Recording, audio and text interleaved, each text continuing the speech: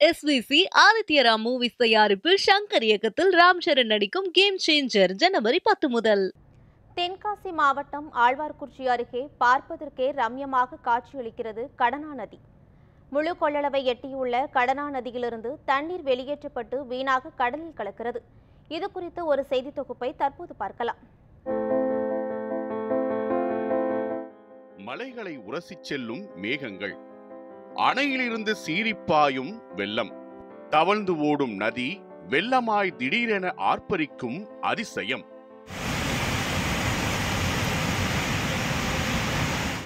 நீங்கள் பார்க்கும் இந்த காட்சிகள் தென்காசி மாவட்டம் ஆழ்வார்குறிச்சியில் உள்ள கடனா நதி அணையிலிருந்து வெளியேறும் உபரி நீரானது கடல் நோக்கி பாயும் காட்சிகள். 85 அடி உயரம் கொண்ட கடனா நதி அதன் முழு கொள்ளளவை எட்டியுள்ளது. அங்கிருந்து வெளியேற்றப்படும் உபரி நீரானது இரு கரைகளையும் தொட்டுக்கொண்டு சீரிப்பாய்கிறது.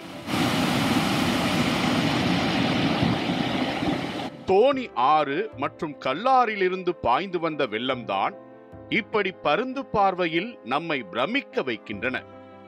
அதிக அளவிலான உபரி நீர் வெளியேற்றப்பட்ட நிலையில் மேற்கு தொடர்ச்சி மலைப்பகுதிகளில் மழையின் தாக்கம் சற்று குறைந்ததால் வெளியேற்றப்படும் உபரி நீரின் அளவும் வெகுவாக குறைக்கப்பட்டுள்ளது. அணையின் பாதுகாப்பு நலன் கருதி அணையின் நீர் இருப்பும் வெகுவாக குறைக்கப்பட்டு பாதுகாக்கப்பட்டு வருகிறது.